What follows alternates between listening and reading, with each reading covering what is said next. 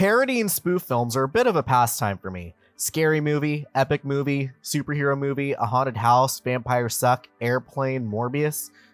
They all have a certain charm to them. Most of them. Sure, some of the humor can be lowbrow, but it's that throw everything at the wall and see what sticks approach that got some of the biggest laughs out of me. It's no secret that these films are usually low budget, and that's why there's so many of them. On top of that, they ride the hype of whatever they're spoofing. And I see your Schwartz is as big as mine. Why spend a lot of money to advertise when you can straight up have the Scream guy on the cover? But what happens when your budget is even lower? Or what if your parody doesn't even legally qualify as a parody? If you're one of the 3 goblin creatures actively following me, you might have seen my recent videos revisiting Pitch Perfect. While writing the first video, I found a parody movie so bad, so horribly made that I just had to make a bonus installment to my Pitch Perfect series. Get ready, pitches, because today we're taking a look at Pity I Don't Have Perfect Pitch 2. Yes, that's the name, and no, the 2 does not mean it's a sequel. The film begins with a weird intro that I'm guessing is from a totally different movie. The scene is never referenced again, has nothing to do with the rest of it. The only element it has in common is that the lead actress is in it. It's not like it's a preview of another film, it's just a straight up unrelated scene. Not even sure if the actress here is supposed to be the same characters in the film, it's just so jarring. They shamelessly do another generic techno hip-hop title like the first Pitch Perfect does, but somehow even more generic. The real film begins with a girl in cat ears. Oh no, furry! Girl in cat ears runs down some stairs, and then she runs down a hallway, and then some stairs again, and then another hallway, and then some stairs again, and then another hallway, and then some... Wait, are they reusing the same shot? You know, this would be a funny bit if not for the fact that we haven't had time to establish the world. Jesus, these people are bending space-time and we haven't even gotten both feet through the door. We're introduced to Swan and Stale. If you thought John and Gale were useless in the actual films, these two are even worse. What do you think? I think you sure look beautiful tonight. And so does my husband. Much like the performance by the Trebles in the first film, the duo comment over a performance by the Mellow Dogs, and they're dogs, obviously. There's a stupid animal bit going on, but there's no singing, just a generic stock instrumental in the background.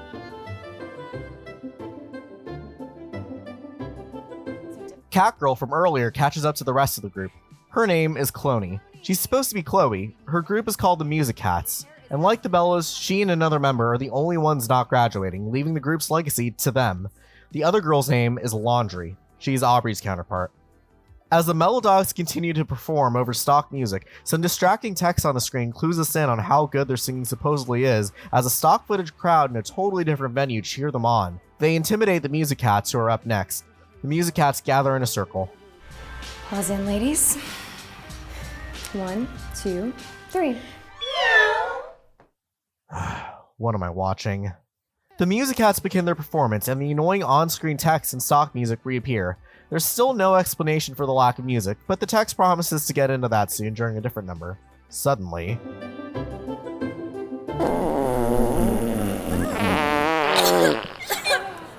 a fart so powerful it fogs up the stage, and I thought the vomit gag from the original was cheap. We cut to 2-9 Fortnite, 1 dog year, and 8 luster later. Our main protagonist is dropped off, just there, on the sidewalk, not even a goodbye. She's at Morton Triversity. The Triversity, is that a thing? Her RA gives her directions to her dorm without moving her damn jaw. The main love interest appears, jamming out in the car as he sings to the main protagonist girl.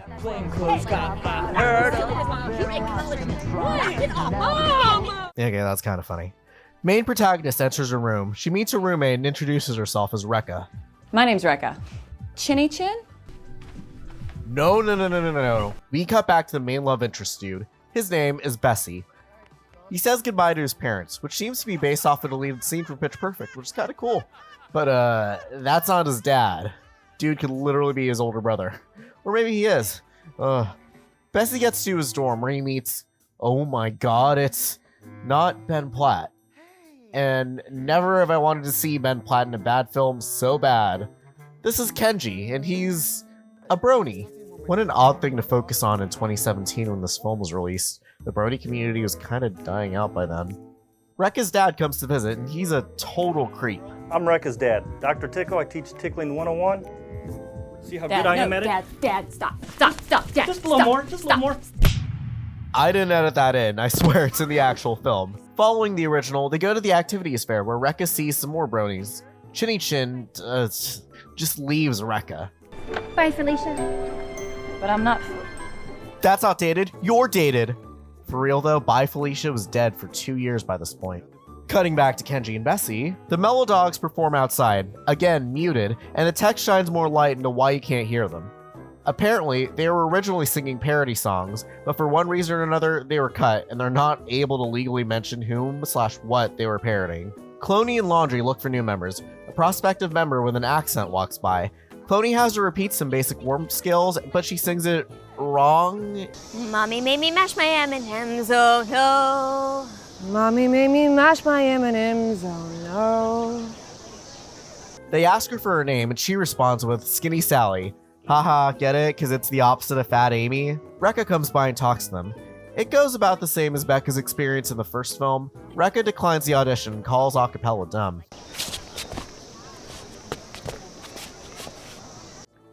Kenji goes to speak to the Mellow Dogs. Turns out the main dog's name is Thumper. Why do they call you Thumper? Cause I'm always thumping. Kenji gets rejected. Rekka gets a job at the campus radio station. She meets Bessie. These two have zero chemistry. Rekka goes to take a shower. She sings on the way there, but I guess she ran into Ursula from The Little Mermaid, cause she's singing and nothing's coming out of her pie hole. What I want from you is your voice. Cloney hears Rekka sing and convinces her to keep going. While she sings, more annoying text comes to explain the legal troubles of this film. Keep singing.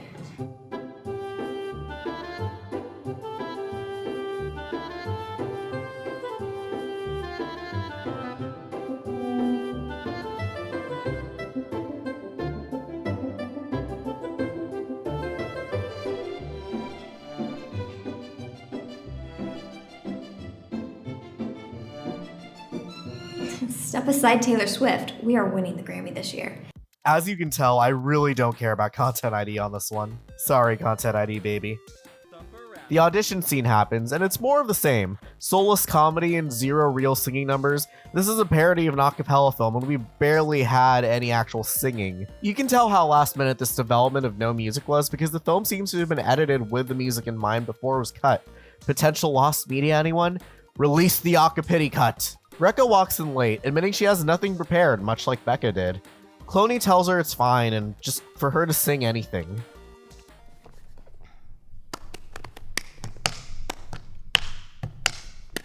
I know it's part of the gag, but that's literally the Cup song. They were so afraid of getting sued, yet she straight up claps the exact right rhythm for the Cup song. She doesn't even sing, she just plays these tiny cups / thimbles, and the amount of objects around her increase and grow.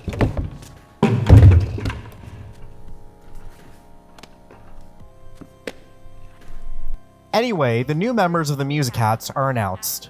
And if I haven't already mentioned them, they're probably a useless character, so I'm not going to bother introducing the rest of them. After the reveal, there's a weird gag involving the Little Red Riding Hood. It goes absolutely nowhere and is just there to be haha, random humor, haha. Guys, this could be the major sacrifice. The Aqua Gods have spoken of this. This may be the new tradition.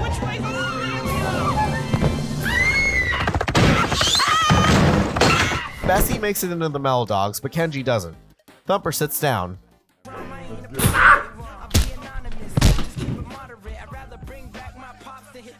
Much like Aubrey made the Bellas do, Laundry makes the girls take a pledge. I say your name. I pledge allegiance To the band to the band of Mr. Schneebly. You are all full-grown music hats now. We did it! We did it! Summertime just come. At first, I was relieved it was over, then it went on. They go to a party at a skate park. Much like how Becca and Fat Amy have a bond, Rekka and Skinny Sally don't. But they talk. I can't believe they let my skinny booty in. We're all skinny. Yeah, but if I turn sideways, I disappear. Bessie sees Rekka and tries to talk to her. He's written like this suave, confident, cute boy type, but it's just so awkward coming from this actor. He feels more like your little brother. Any girl would be lucky to have you. Just not me, of course. You're like my little gay brother. It feels so forced and awkward, not in a good way. It isn't played for laughs. I'm pretty sure this is where Spider-Man Into the Spider-Verse got inspiration for this bit. We cut back to Kenji and... At Music Cat's rehearsal, Rekka makes a sarcastic comment and Laundry tells her to stop. Laundry decides to kick it up a notch and invites... Are they really doing a parody of Whiplash? Should old acquaintance be forgot and never brought to mind? Fake Fletcher throws a chair when she can't sing Auld Lang Syne. Oh, there's actually singing in this part, huh? This guy looks more like a knockoff James McAvoy's Professor X than J.K. Simmons. Bessie sits down outside with Rekka and unpacks his whole home. He goes over some obviously fake films. Glad to know their prop budget was limited to clip art and printer paper. In Pitch Perfect, Jesse tells Becca that he wanted to score films, and now that I mention it, I don't think we ever saw that. But in Pity I Don't Have the Patience to Say the Whole title, Rekka asks Bessie if he wants to do that, to which he says no and expresses his wish to become a mime. Yeah, that there's, what do you call that, Mitch? Mime. That's a genuine mime. Your girlfriend must be ecstatic. Nope, no girlfriend here. Oh. Unfortunately. Rekka must have gotten a concussion from Fake Fletcher, because Bessie literally flirts with her the second they meet at the record shop, declared his love for her at the skate park. I am in love with this girl! I'm in love with Acapella! Yeah. And then he flirts with her while he's doing his dumb mime antics just seconds ago. Or I guess you could still technically flirt while you're in a relationship. You're just an asshole for doing that. After Rekka admits that she doesn't like movies, Bessie gets her to watch Tar Wars, a film about the gruesome use of napalm during the Vietnam War and how it led to protests. Never mind, it's a Star Wars parody. Well, there's a riff-off in this movie. Yeah, the rip-off has a riff-off. There really aren't that many rules, but if you screw up, you will get shot in the kneecap, so just keep that in mind. The stakes are pretty high. This goes exactly how you think it will. None of them are singing. The film even recognizes how boring it is and they speed through part of it. That's usually what I do. Anyway, a few people fail, and for that, their punishment is getting shot in the kneecap, or at least the community theater version of getting shot. By the way, it's been the exact same stock background music this whole time, playing over and over. So much so that they actually switched it out once, only to bring it back as a gag with a white text. If you're wondering why they can't use music with words, the white text explains that. Apparently, iTunes and the Google Play Store wouldn't allow them to have mismatched lip syncing. I assume so they can get the film on there. There's really not much to this riff-off, so we cut to Rekka and Bessie at her dorm. I rewrite the lyrics to whatever I want them to be, and I know a lot of people call that parody, but I call it artistic use of pre-written material. Is that what the lawyer said? Rhyme after rhyme. Cloney, what is going on with your voice? Come on. Remember that scene we cut? I've got nodes. At rehearsal, they decide who gets Cloney solo because of her nodes. Wow, they really rely on you to remember every detail of the original Pitch Perfect. I have nodes. What? Oh my god. Cloney nominates Rekka to Laundry's disapproval. Rekka wants to do one of her own arrangements instead. Your little YouTube material is not going to do that for us. Wow, I feel attacked. I have 3 million subscribers. And now I don't. By the way, you should subscribe. Skinny Sally gets the solo. Oh, Ripper.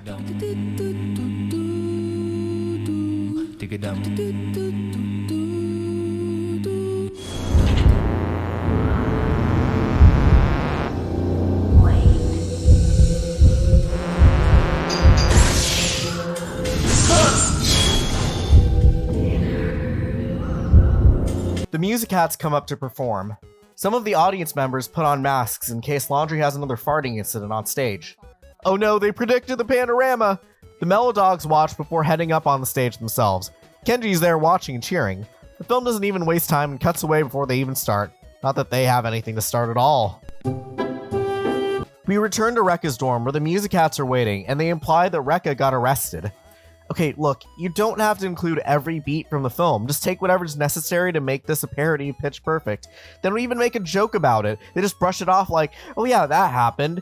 In the original, it was a surprise to Becca, and it showed that the Bellas wanted to be there to support her. The Music Hats are just there.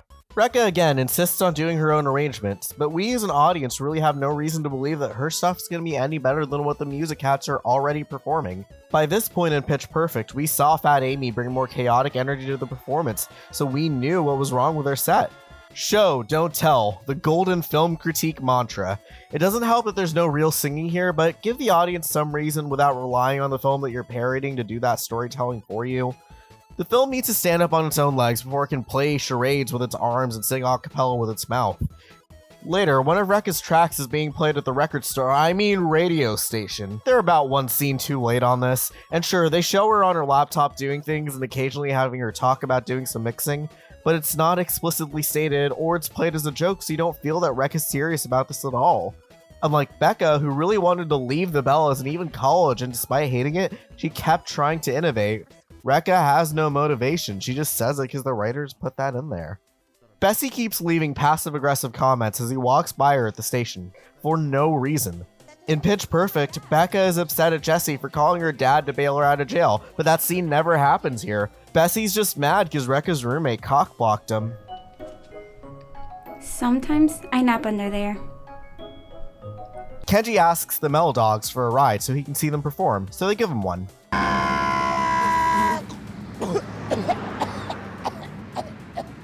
The Mellow Dogs spot Skinny Sally filling up the gas tank on their way to... they don't really establish where they're going. Again, they're relying on the audience to remember every detail of Pitch Perfect. I'm guessing the semifinals. Anyway, the Mellow Dogs throw salad on her. We're here to toss your salad. The Music Cats are also on their way in their green screen car. Rekka pulls a whole ass ear of corn from Skinny Sally's ear. Cloney starts singing and the other Music Cats join her, but they don't even put the stock backing music. It's just silent. They totally forgot.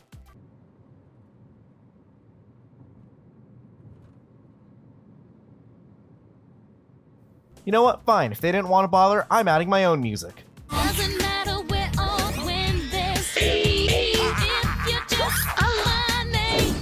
Impossible. You wanna smack me when you wanna smack me. They run out of gas and they end up calling the Mellow Dogs. Thumper and Skinny Sally fight each other while singing scales poorly. I have all your weight-loss photos. I will murder you if you do anything. In the original Pitch Perfect, the Bellas sing the same set over and over again, much like they do in real life. However, they aren't the exact same performance each time. Each performance of the set that they do is unique, and they film a new sequence for each time they do it. But in this film, they do the same set again, but they reuse the footage. It's an exact repeat of their last performance. It's like they reused the footage. And in a film with at least some competence in production and some semblance of a budget, this joke would land. Here it doesn't feel like a joke. You're not being tongue-in-cheek. We get it, you have no budget. Rekka steals the mic and sings a different song. At least, according to her main character, the white text on screen. They even swap out the background music.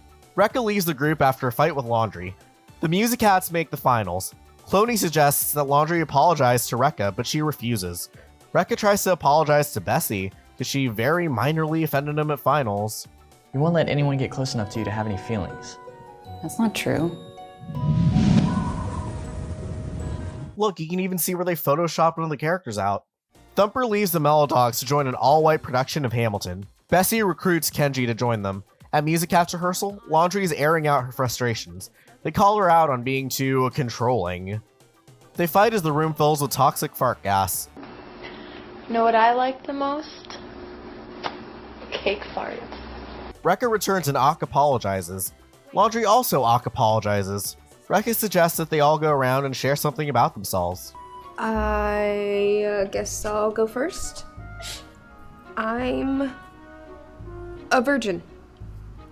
I'm a virgin with white guys. Rekka becomes the new leader of the Music Cats. They return to the warehouse location they filmed the riff off in. To their credit, it's probably their best filming location. They practice their Aka stock music. At the end, they gather together in a circle. 1, 2. What was that? Hey, with the man throat, you can hit the bass notes. Yeah, she's all about that bass now. Oh, shut the hell up. It's the finals. Some of the minor characters are in the audience, like Rekka's tickling obsessed dad and her roommate Chinny Chin, and that's kind of the whole supporting non-singing cast. The Music Hats are backstage as the Melodogs pass them on their way to perform. They go out and sing, and that's it. The film doesn't even spend their 30 whole seconds on it because at this point they're too creatively and financially bankrupt to come up with their own way to stall for a runtime. Pretty sure this explanation is longer than the Melodogs' last performance. The Music Hats performed, we're supposed to believe it's a much different performance. Swan and Stale bring their bad commentary to the table again. Bessie somehow also forgave Rekka off screen because he mouthed "I love you" to her from the audience. Or maybe he was really okay with her in that earlier scene, but that wouldn't be like the film that they're so desperate to try and cash grab off of. Women. They finished their performance and what the actual fuck? They were worried about copyright and yet they show this? Sure, you can say these are OC ponies, but that's Scootaloo! Yeah, that's totally Scootaloo. Who let you in here? Bessie runs up on stage and licks Rekka's cheek, cause dog. Cat. They kiss. The film ends and they run bloopers during the credits. Alright, what the hell was this film? I have no words. You know, I wouldn't be too harsh about a crappy student film or amateur production. We've all done those. And I hope you guys don't find mine. This was actually distributed onto major platforms. This is available on iTunes and Amazon Prime Video, though it wasn't on Google Play despite them referencing it in the film. Ouch. It just seems like they bit off way more than they could chew here. Pitch Perfect isn't as cheap as it looks. They spent a whole month doing a singing and dancing choreo boot camp before filming. During the credits, they revealed that this film was shot in 9 days. I think it's safe to assume they didn't have time to rehearse. Everything feels so haphazardly put together, and that's because it just had to have been. Maybe if they knew their budget was small or their deadline was soon, they could have at least invested in making a smaller, more focused project, but they were so dead set on this that they kept stumbling, problem after problem, until we got this monstrosity. It makes me question who their audience was. When I was in college and taking part in student films, the bar for quality wasn't very high, and they were only screened for other students involved in other similar productions. No one else is really going to be watching it, so we had fun. But this was actually released on streaming platforms for a wider audience. The writing in the original Pitch Perfect, while not the most breathtaking, still had some basic notes to tell a basic story, while including heart and character. You didn't need all the characters to necessarily talk in Pitch Perfect, but they had a presence. Becca has some real motivation within herself, and is at odds with whether she wants to try to improve the Bellas or look towards something other than the Bellas. It's about her growing to love her new Aka family, and here I can't even make something up about Rekka. You can't just take the story beats and vague character traits and expect them to translate over, even in a transformative medium as parody films, without understanding the why of the characters. And I'm pretty sure you can get that from watching my reviews of the first 3 pitch. At the end of the day, I actually feel for the whole production. No matter how bad a film can be, people still worked on it. At the very least, if you're going to make something, even if it is admittedly not good, I hope they got something out of it. And I hope this might be a lesson for the filmmakers. Yes, it's low budget, but it doesn't matter what your budget is. I mean, look at Dear Evan Hansen. You need to narrow it down. Cut out the regionals, make the acapella groups quartets for a smaller cast. Don't rely on cheap humor and invest what little you have into making the writing genuinely funny. You can hide a lot of the cheapness with humor, just make it good. Self-referential stuff is funny, but only when you're not constantly depreciating the value of your film in your audience's eyes. I don't really have much more to say on Pity I Don't Have Perfect Pitch 2. I can't even recommend watching it, but if there's any hope to be had, it makes Dear Evan Hansen look like an amazing parody film by comparison. Wait, it's not a parody film? That's the end of my acapella film series, for now. Hi, I'm GenoSamuel, creator of Christian, A Comprehensive History. I'm letting you know to subscribe to Mintberry and to leave a like and comment on this video. Don't forget to follow him on Twitter, join the Discord, and to come hang out on Twitch. Links in the description.